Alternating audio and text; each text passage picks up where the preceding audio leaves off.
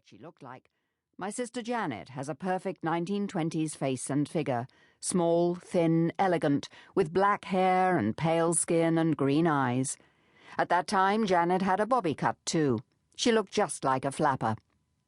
Then I needed a name. I'd been looking at 1900 birth notices for some reason, and a lot of them were ancient Greek names. Psyche, Irene, Iris. These ladies, the naive Psyche, Irene the goddess of peace, and Iris the nymph of the rainbow, were far too respectable to be the sort of person I wanted my heroine to be. But then I remembered Phryne, a courtesan in ancient Greece, so beautiful that Apelles used her for his Aphrodite, and so rich and notorious that she offered to rebuild the walls of Thebes as long as she could put a sign on them, "The walls of Thebes, ruined by time, rebuilt by Phryne the courtesan." My kind of woman. Her last name is derived elaborately as a scholastic joke. She is a fisher of men, as all detectives are. Her name also reflects the Grail cycle, le roi pêcheur, the sinner or fisher king. I've always liked that absurd pun on sin and fish. And there was a street in Paris called Rue du Chat qui pêche, which was a good place to find a gigolo. All of the information had come to me piecemeal from various sources. It was coagulating in my head as I sat on the tram, and when I got off the tram in Melbourne, I had the name of my heroine, Phryne Fisher, I knew what she looked like, and I was working on where she came from. I gave her a poor background to make her appreciate being rich, and a title so that she could not be overawed by society. Because I wanted her to be a female wish-fulfillment figure, I wanted her to be like James Bond, with better clothes and fewer gadgets.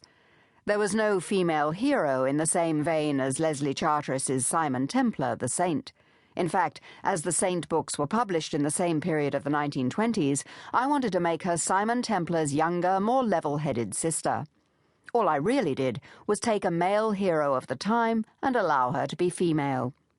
No one thinks it odd that James Bond has blondes and no regrets.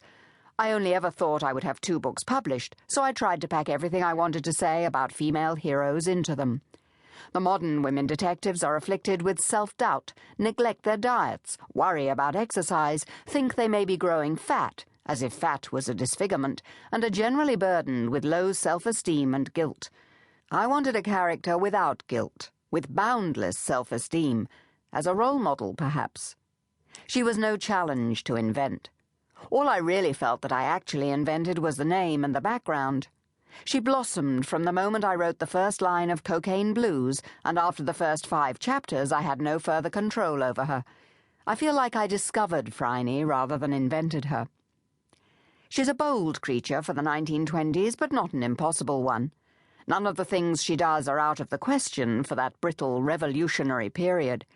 And yes, Kerry Greenwood can fly a small plane, though I've only flown once in a tiger moth, and Kerry Greenwood can, or rather has, for the purposes of research, fired a handgun such as Phryne carries.